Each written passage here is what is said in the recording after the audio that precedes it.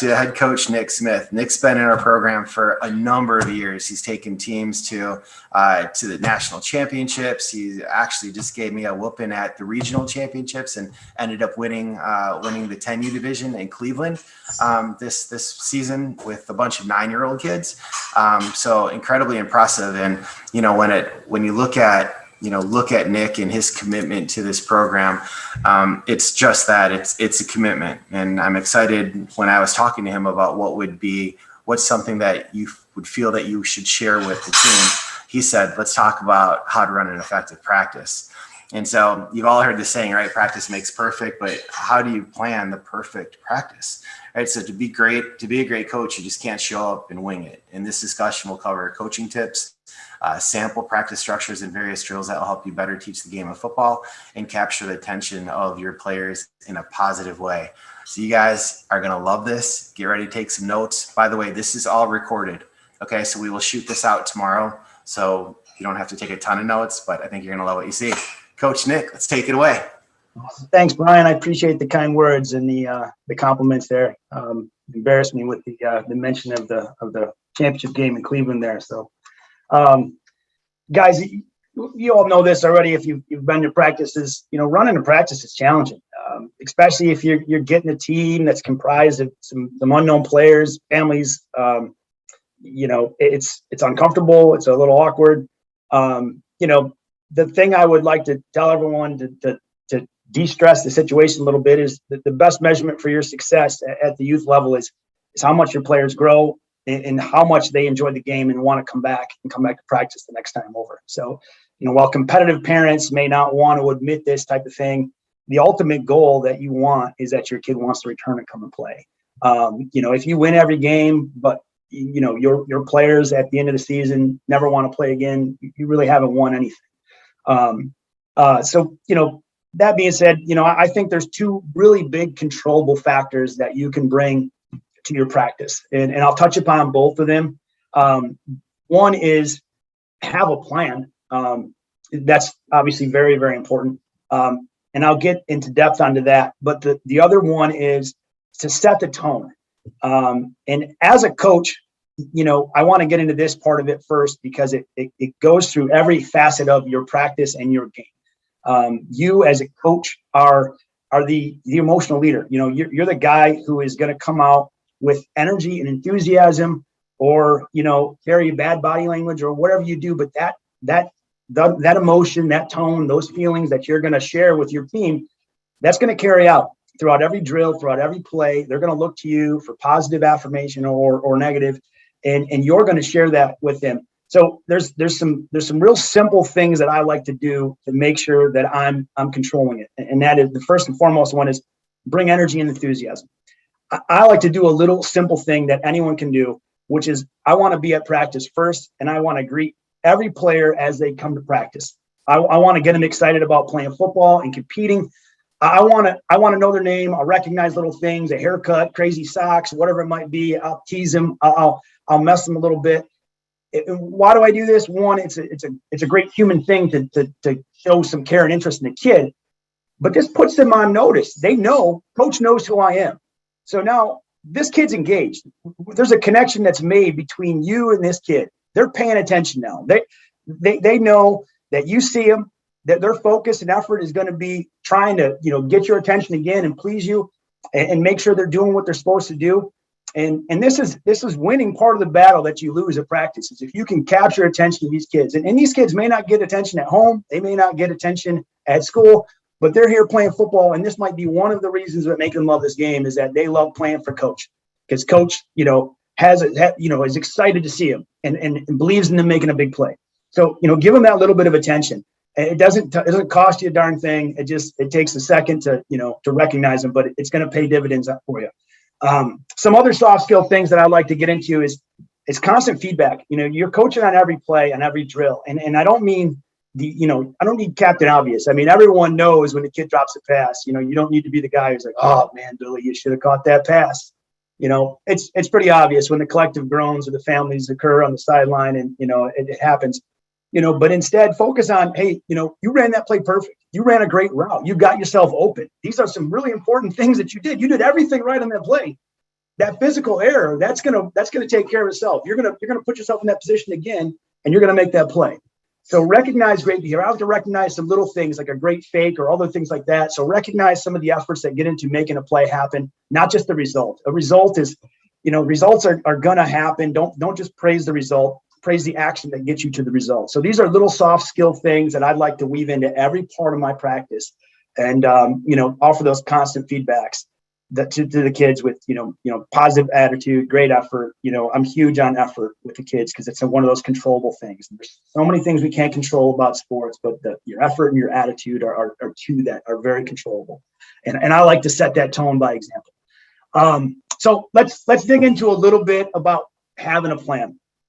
So the days of, showing up to practice, probably when we were all playing football and the coach, telling you to run around the big tree, 3 times while him and the other coaches, sat in a circle and tried to, probably scheme what they were going to do to us today. That's really not the way to set up a good practice. That's pretty much the recipe for things to go a little sideways for you. So, being organized is obvious. You need to plan for every minute you're going to have with these kids.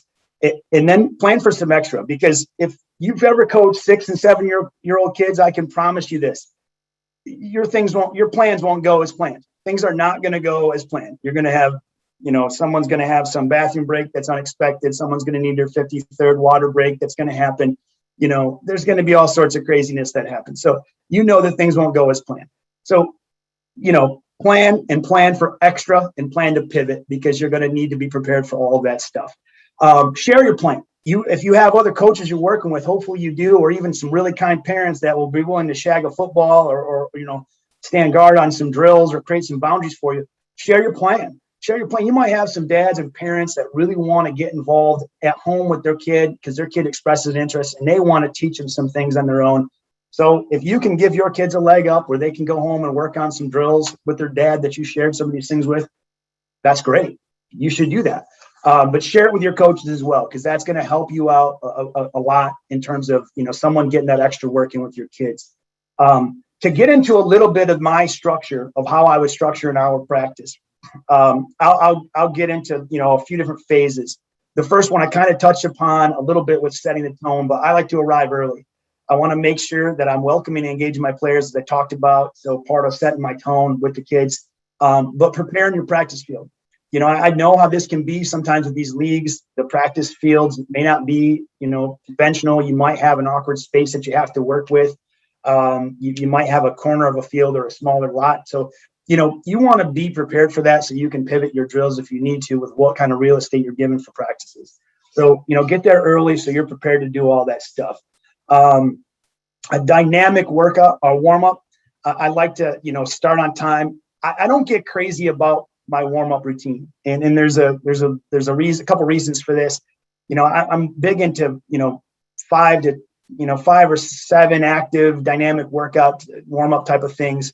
And when I say dynamic, there's a difference. There's 2 different phases. There's dynamic warm-ups and there's static. Static is kind of your old school Jack LaLanne, touch your toes for 15 seconds, stuff like that.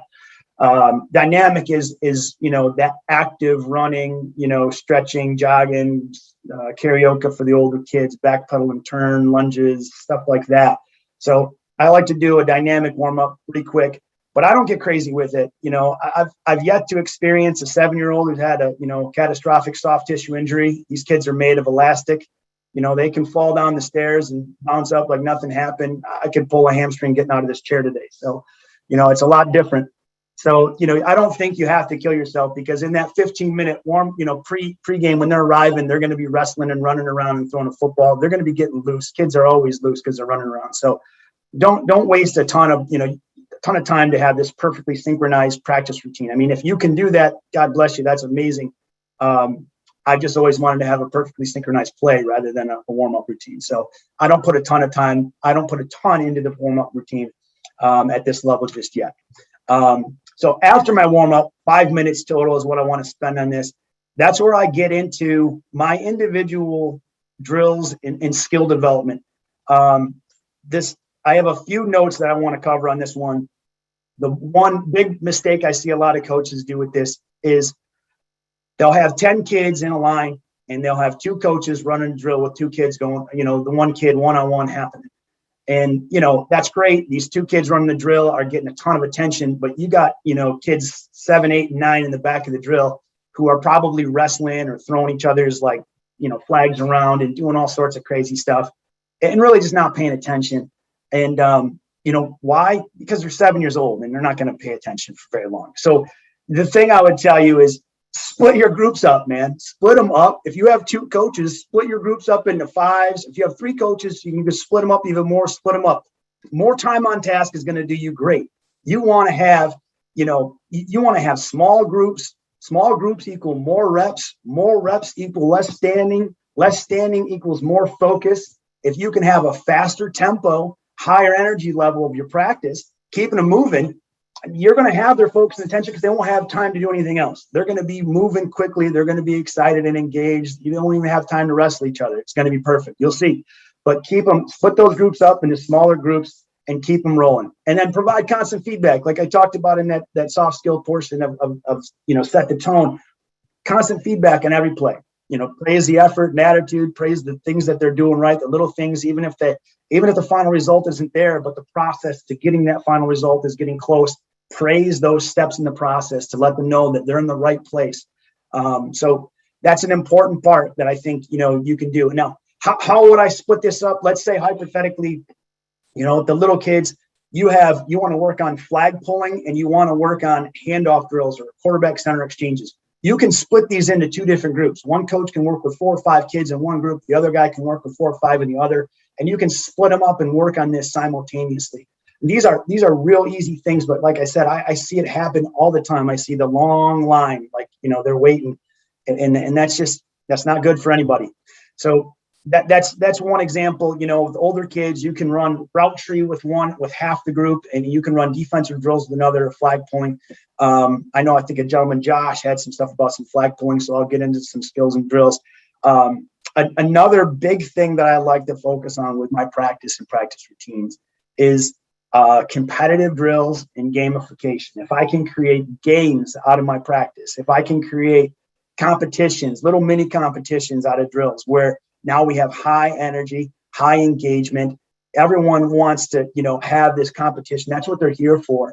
You're gonna have a lot more focus. Your skill development is going to be increased and heightened. Your maximum efforts are going to be there. So, I tell my kids all the time, when you're trying your best, you create a new best. And you create new best when you're competing with somebody because you're pushed to another level. So I do a lot of competitive drills.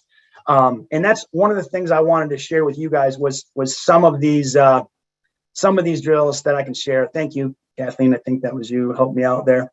Let me share a few competitive drills that I do. Well, I have a few different drills. Flag pulling was one of them. So this one we call tunnel vision. It's a real simple drill, and hopefully you guys can see some of the things I'm showing here. Can you guys, Brian, can you see my screen? No, not yet. Oh, hold on. Let me get it up. Sorry, guys. All right. Now you guys see it? Yep, perfect. All right, good stuff. All right. So this is a drill. Call it tunnel vision. You can come up with any creative name you'd like for it. We have 4 cones on it. I'll start it over for you real quick. So you can see we have the offensive player starting here, defensive player starting here, 2 lines. They're going to run around. These are about 10 yards apart and 5 yards wide. They're going to run around the drill. Offensive player is. He's going to run through this tunnel to try to make a move. Defender is going to do the same thing. This is great for an open field tackle for a defender. They have to learn to really hone in and play downhill, pulling flags in the open field. Offensive player has to make a really quick move. And it's a very simple drill. You don't need a ton of space. And you can add progressions. There's levels up to this. You could add to this by, having a quarterback hand the ball off. You could, so I'll show the drill real quick so you can take a look, but pretty simple. And you can hear probably in the background, our coaches are always giving feedback and enthusiasm.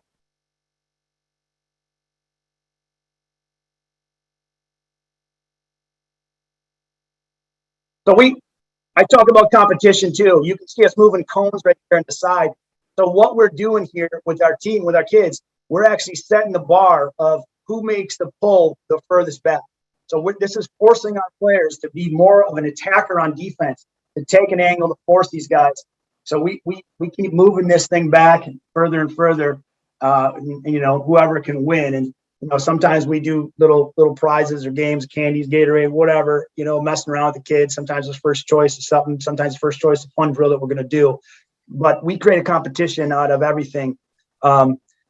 Another drill that we have, and this is one that I really like at all levels. I have everyone from my 7U girls that do this, the other one too, but 7U girls all the way up to, I know Dave Lusky and the Bengals do this drill with their 12U, 14U kids, with some of their older kids too. So this is a 4-corner drill. And this here, I love this drill because you have 4 active participants playing at the same time. This is really good if you're running a zone concept. It's great to teach team flag pulling. It makes your defensive guys work together. So to show you a little bit about this drill, these 3 guys, hopefully you can see my mouse, these 3 guys are all defenders, and the guy in the far corner is an offensive player. They all run around a cone. The offensive player can score on this boundary or the other boundary.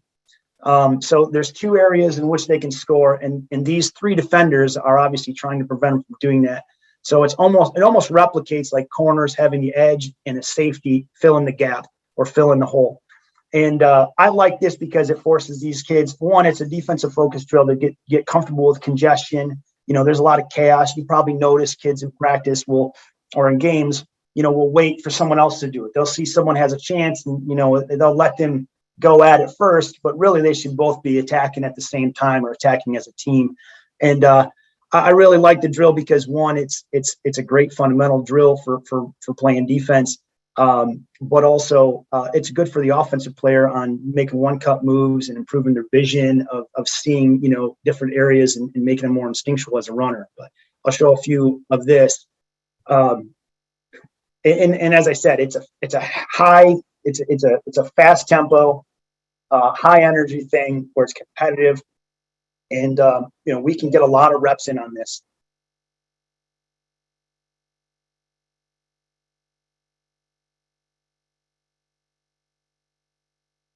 But, and you can tighten this. I do this about 10 yards by 10 yards, but it's definitely an easier thing that you can tighten up if you wanted to. You can run it 5 by 5, 7 by 7, or 10 by 10. I like to do it a little wider because I want some space for the kids to run, but really all you need is 4 cones and about 10 yards, and you can run this drill. Very, very easy, guys. Hey, Coach, where do the kids go after they complete that drill? Do they go to the next cone in line? Yeah, so they just keep going forward. So literally, if I started over, you'll see we usually leave our flags. So like he'll go and pop it, and then the ball carrier will then go become the first defender over here, who's essentially playing a corner. This guy's essentially playing a safety, filling the gap, and then this guy's also playing the corner. So they just go and replace themselves. So they keep moving. But, like I said, this is an awesome drill from the standpoint that you have 4 active participants in a drill. There's a lot of time on task, so not a lot of downtime with these drills. And that's one of the things I really, really try to focus on is high competition, low downtime, lots of churn, lots of reps. Splitting those groups up. The one thing, I think about this all the time, that you get twice the reps in half the time. So if you can maximize your time on task, that's going to make your practice more efficient. You guys only have an hour to run these practices, so you definitely want to make sure you have a lot of time on task to get this done. And then if you have 2 coaches, you can run this with your whole team, which is nice, and you can have someone coach them up in the in-between. You guys have 2 coaches, you can work with 4 guys as active participants, so it's a good drill. This is another one that we do, which I call it gate check. I actually stole this from a soccer coach, and they did it with just no ball, and they have these kids. It's a really simple drill. There's 2 gates. You can see 2 cones over here on the right and 2 cones on the left. Those are our gates. And these are about 10 yards apart. They're head up on each other. The kid in the white is a ball carrier. The kid on the other line is a defensive player. And this replicates kind of like that free safety in the open field. When the guy gets around outside contain and he's peeling down the sideline, that safety has to either cut him off, ball him off into the sideline, or watch out for the cutback. And it's a good open field, full speed drill, but real simple, doesn't require much. There's too many moves on that one, and he got smoked because of it. So, you want to be fast. You'll see a few of these drills. I think this guy actually did both functioning scored, but back. He should have kept going to the right. But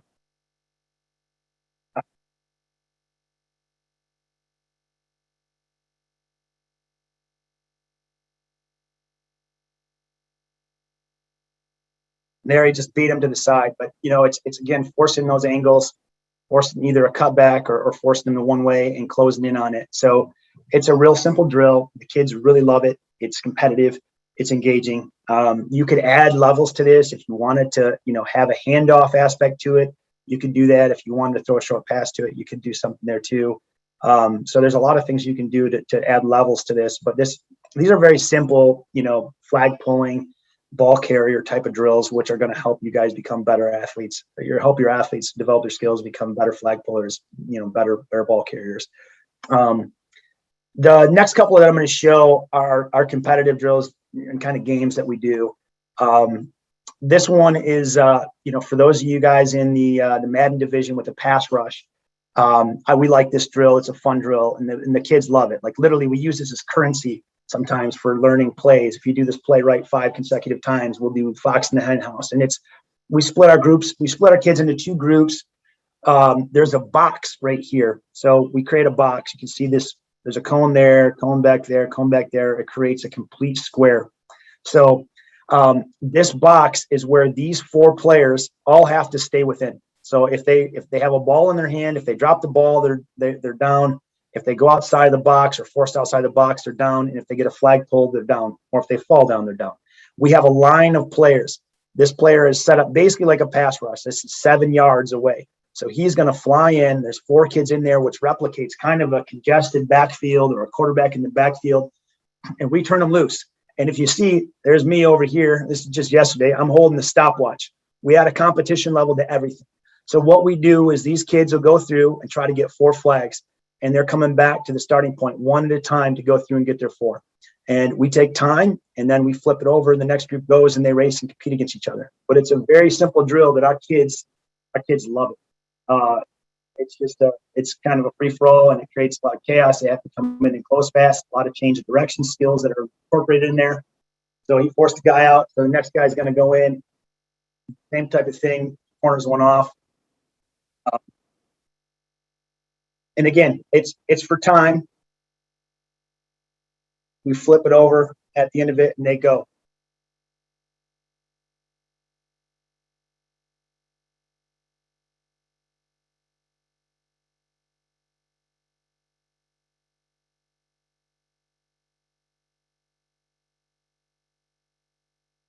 So simple drill, guys, but it's a game, and it's a fun one that the kids like to play. And really, like, again, it kind of harps on the beginning part that I talked about. If your kids are having fun, if they're playing games, if they love this, the practice part, the process of getting better, and they don't even realize they're getting better, I mean, you're winning. You're creating an awesome practice and an awesome environment for your kids. Another one that we do, so more for pass rush, is we do this single as well with a single guy back. For you guys coaching pass rush, you probably have experienced the guys who, flinch over they're getting flinchy back there, twitchy back there. They don't go when the ball's snapped or beforehand and blow the pass rush. So we basically have 2 kids set up right here. They're like about 7-8 yards away. We have those 2 kids replace them and come play center and quarterback. There's not a big deal with the quarterback position. Standing there to literally be a target. But they're going to race to the flag. So we're just trying to create a race, try to get that burst, move as quick as we can once the ball is snapped. This would be good for you as coaches to identify who might be a great dart to be a pass rusher, but also creates competition, levels of competition again. And 4 kids participate in the drill. Again, a lot of time on task. So I want to have as much engagement as possible. I don't want to have line standing. That's not going to do me any good. So that's another real simple drill that you guys can run where you don't need a lot of space. It's a fun drill that the kids love. Anything they can compete or race in, they're going to love. Here's some coverage drills that I get into. we make competitions out of this. This is a backpedal and brake, real simple drill. You guys may have seen this before. Basically line two guys up side by side. These guys are a little wide. The coach will point one way or the other. If I point to the side that I point to, that guy is on offense, and the other guy is in the trail position on defense. And they're just basically running like a quick out, and the other guy is covering. So we like to make these two phasers. One is for the catch, and the other one is for the flag pull afterwards. So we add levels to this where it's not about just defending the pass. You know, you want to teach them the right way, that they aren't trying to jump every route. And when they jump a route and miss, it's a touchdown. So it's prevent the pass and then pull the flag. But another real simple route, a ton of space, creates competition. You took a bad angle on that one. You needed to play on its back hip. You can see there's a lot of coachability. It's quick. It doesn't take a ton of time. And here's the second phase of that, where they're going for the flag pull afterwards. So it's a two-level drill, two-part drill, where you create competition. Doesn't require much space. Doesn't require a lot.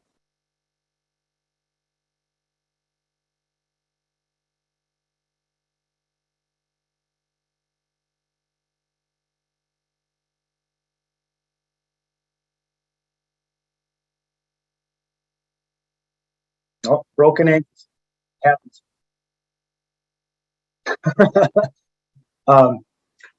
So that's another one that we do a lot of, that we have a lot of fun with. And these drills, you can run them. But what I like about these drills too, you could run this drill for 5 minutes. It's a 5-minute drill. You could run this. Everyone could get through, 4 or 5 reps, 5 minutes of drill, back pedal and brake. They're getting some coverage skills, and it's done. And the kids like it. High intensity, high engagement. Another one that I shared with the guys earlier, and this is probably one of my kids' favorite drills to run. We call it butt touchers. I got it from a college coach. He is an awesome coach and was a really good college player. And it's a real simple drill. It requires one player playing as like a wide receiver. He's facing forward like a receiver would, and the other guy is in the back pedal position, and their butts are touching. So they're butt to butt, and the guy in the back pedal position can't go until there's separation. So once there's separation, which happens on the flinch of the ball, they both go, and he goes in a straight line on a fade. What this drill does is it puts the defender automatically in a trail position. He has to flip his hips, go 180. He has to play in the catch-up trail, and they have to defend a pass. For the receiver, he's automatically going to get a step and a half on him, so he has the advantage. He's playing with the lead. So your kids are going to learn to play, to track a ball better, to anticipate, to run, with the lead. But it's a highly competitive drill. We'll throw it, deliberately throw it behind and sometimes to see how they react to it and defend it. But it's a great competitive drill that the kids just love. And I'll show a few of these because do this one. They're begging me to do this one. See, they're dancing line and stuff.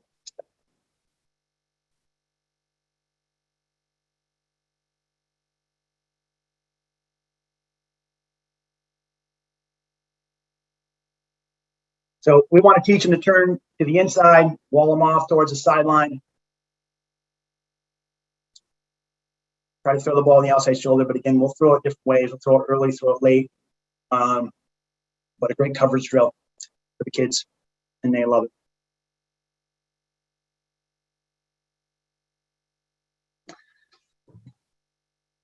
So those are a few of the drills I want to share with you guys that I think are really easy to replicate, and they're fun. And I didn't want to share with you guys, there's other ones that I'm sure you've heard of, like sharks and minnows is another really cool drill that, I think for a lot of levels is very engaging, and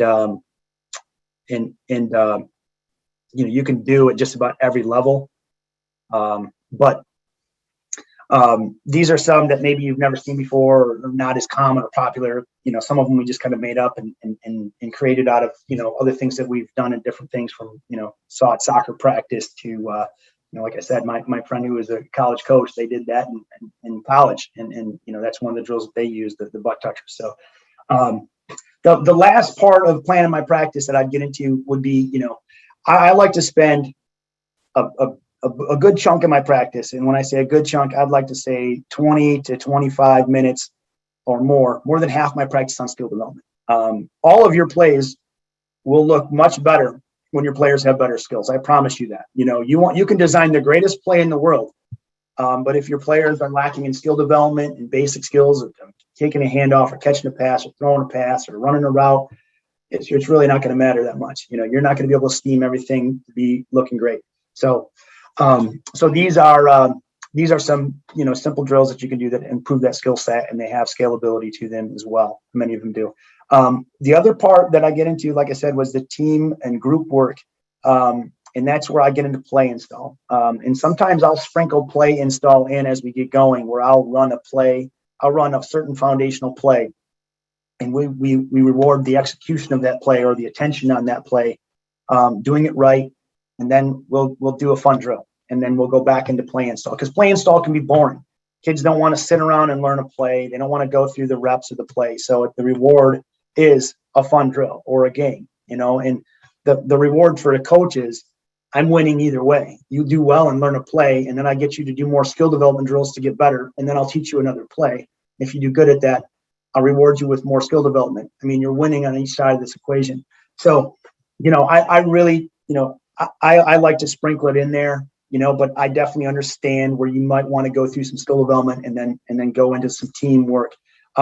If you can, with your play install, ideally take 5 kids, work on offensive play, and take your other 5 kids and conversely have the other coach work on your defensive set, so that you're getting more time on task. Again, you want to make sure you're using your players and they're learning something at all times. Less standing around, you know, have a plan to this stuff. Make sure you're being efficient with your time.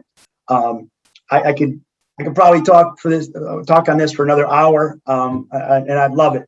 But I want to switch over. You know, I think Jeremy, you know, to give Jeremy a shameless plug, which I have the fullest sincerity to. He runs Playmaker app, and me and my teams, we all use it. I've been using it for 4 or 5 years. It's been fantastic. I was joking. My wife is a second grade teacher. Hopefully no one in her school district is hearing this, but I'm always having these Playmaker wristband play sheets, and she has to take them to school and get them laminated so they're weatherproof. And she may curse my name a few times while she's doing this, but it's Jeremy's fault, because he designed an awesome app, which is really going to be a very helpful tool for you guys as you're designing plays, sharing them with your coaches, sharing them with your players, and being able to bring them up on game day and have those kids know what to do. So thank you guys. If you have any questions, happy to answer them, you know, towards the end or whenever they may come across. Coach, that was epic, man. I loved it. I've been doing this, you guys, for a long time, and I think I just wrote like 7 or 8 brand new plays that I've never seen before, and I think are just incredibly awesome. And I think I probably all of you guys, right? We're all writing this down, like, all right, so how exactly are we going to do this? But after I want you to know that this is a recorded video. Okay, so all of the plays that Nick just shared, we'll be sending these out to you.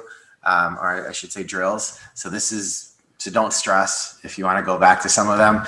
They were all incredible. And Coach, thanks so much for sharing that. I know that's a big deal when you're getting inside to a coach and asking him to share some of the things that make him so successful.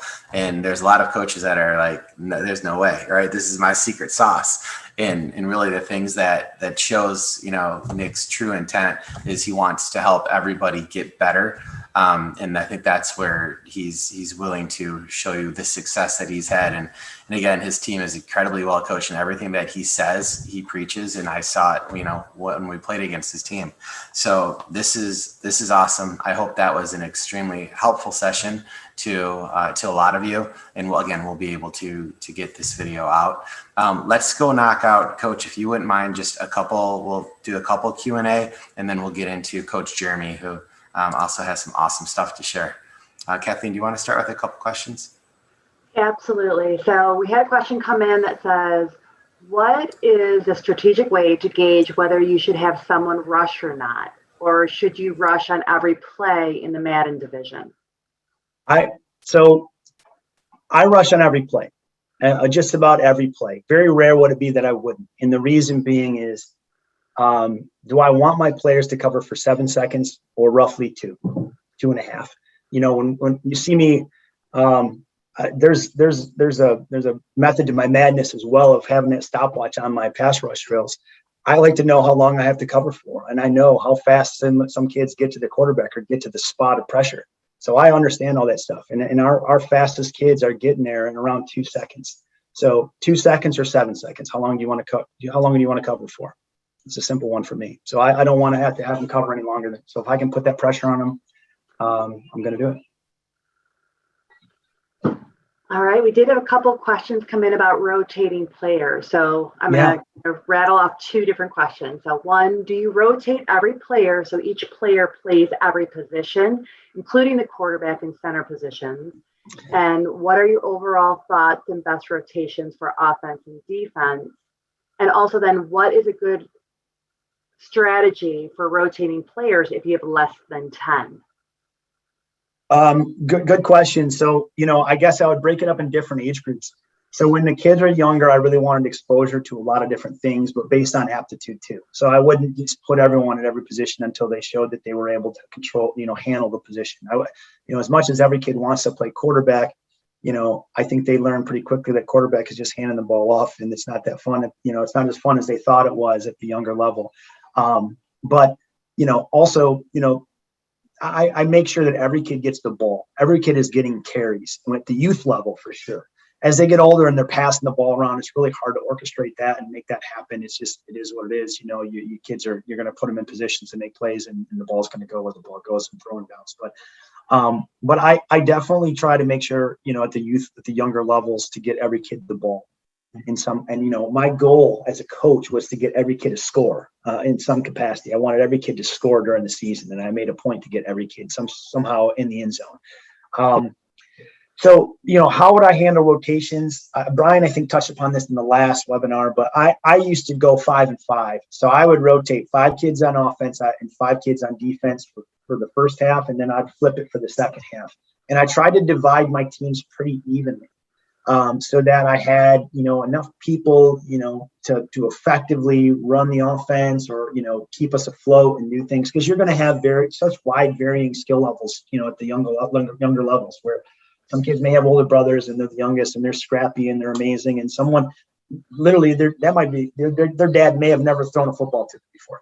So you're going to have everything in between. So you try to sprinkle in your skills, and you just put them out there in the field and as balanced as possible, and I flip them each half.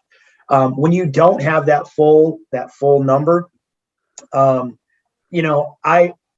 I would create 5, and then I'd have 3, and I'd pull 2 in, and I would change them at every series. So those 3 would be my defensive set, 5 would be on offense, and we would start pulling 2 kids over, and then switch another 2 kids over while those 3 remained on defense, and then we flip things around. So we would. Sometimes we do a little earned equity too, like someone who had the best attitude at practice or the most enthusiasm, maybe get a little extra run or some extra reps. We found a way to always balance it out, at the younger level. So, I don't know that there's any secret sauce. I didn't get crazy with scripting. I just tried to be as fair as I could with it, and make sure that people were engaged in playing a lot, at the younger levels. So hopefully that's helpful, but. Very much so. So another question came in on, do you have a variety of formations, or do you pretty much have a base set that you use?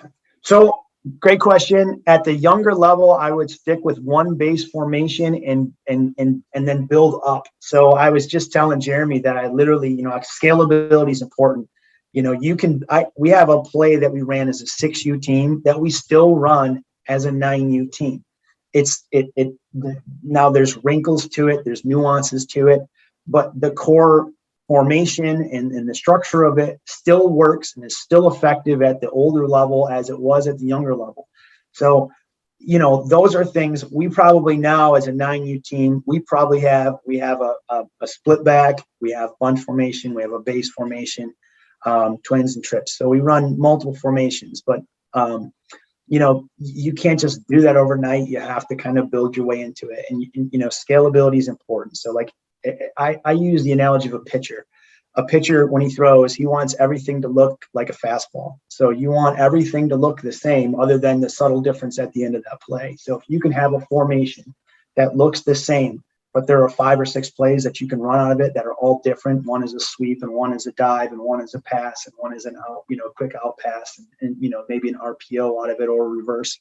Well, then now you have a ton of options within that one formation that's very hard to predict, harder to predict than other formations because, they have a lot of levels to it. So try to master one before you move to a second one. We also had another request in here is how do they get their hands on those videos that you just showed us? Oh, they should be here. I can share them if needed. And I know that, I think there's going to be a lot more video content sharing coming in the future at some point in time. So, but I'm happy to share them, Brian, and you guys can post them somewhere if needed, and happy to get more too. So I may, maybe I'll post them on Facebook or something like that as well at some point. So, and I can share that information as well. Coach Nick, go ahead, sorry, Brian. I was going to say, yeah, I can. We can definitely get him up on the National Flag Football Library, Coach. I think could be a great resource. I think those videos again are incredible, and it's a solid presentation that I know a lot of people could appreciate. Earlier in the presentation, you talked about motivating the kids and everything else and being that high energy. But how do you handle a player that just won't hustle? That's a great question because you're going to get some kids that are not motivated, or maybe they don't want to be there, or maybe that's not their thing. I still give them that attention, and I still tell them, I'll when they do something good, I really highlight it and emphasize it. And the other part of it is I don't give a lot of negative attention. So I don't spend a lot of time telling somebody, what they're doing wrong per se. But I definitely want to praise the things that they're doing right. And I think when someone sees that they don't get the attention that they want at times, through negative behavior, but they get a lot of attention when they're doing some positive things, you'll see their behavior turn around. And I like to give them extra attention. I really do, for those type of kids when they get that pregame stuff. As I mentioned, my wife is a second grade teacher, early childhood development. She's helped me a ton with those type of little things. I'm a guy who coached, college kids or high school kids and prospective college kids and stuff like that before I started coaching my own kids at 6U. And I realized these 6U kids are way friggin' harder than the older ones, man, because everything is a learning experience and it's a lot harder. So it's a challenge, but no, I mean, that's one of the things, a lot of positive attention and trying to get them to relate to you and like you and know that they want to do good in your eyes. And I think that's an important step of that, like setting the tone. Do you have any helpful hints on coaching kids that may be on the spectrum? Because we are a recreational league. We have parents, getting kids involved. Yeah, I coach a few right now. I mean, I coach a few that have some challenges. So it depends, attention deficit things. And this is something my wife helped me a ton with as well, being in early childhood development. One of the things that, we have kids with ADD, ADHD, stuff like that, their attention, their focus. So there's certain situations where, like, if they make a mistake, my dad would have been the kind of guy who's like, leave him out there until he figures it out, Well, those kids, their anxiety escalates higher and higher and higher. Their confusion gets greater and greater and greater. Whereas I'll talk to the parent and they tell me, if they confide in me and say that they have those types of challenges, I'll say, hey, understand that I'm going to pull them in and out more frequently than our kids. And the reason is I'm going to give him a mental break because he's going to need a little bit of time to decompress, to unwind, to settle in again and relax. And then, put him back out there. So it's just, there's different things you're going to do with different players. They're not all the same. You can't coach them all the same. I mean, be Bear Bryant screaming and yelling at them and stuff. Some of these kids don't react to them. So those are some of the things that I've learned to do. So I've definitely made my mistakes. Speaking of mistakes, the one thing I really want to say is I tell my players this all the time. There is going to be mistakes made on every single play.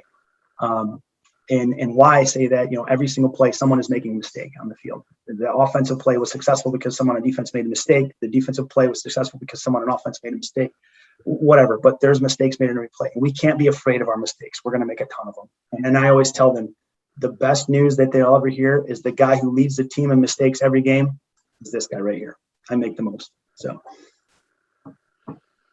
All right, so I'm going to ask one more. The great questions are coming in, but I know we'll wrap up this session. There's going to be another Q&A at the end, but how do you let the quarterback make the decision on who to throw to, or how do you pick the receiver to receive the play?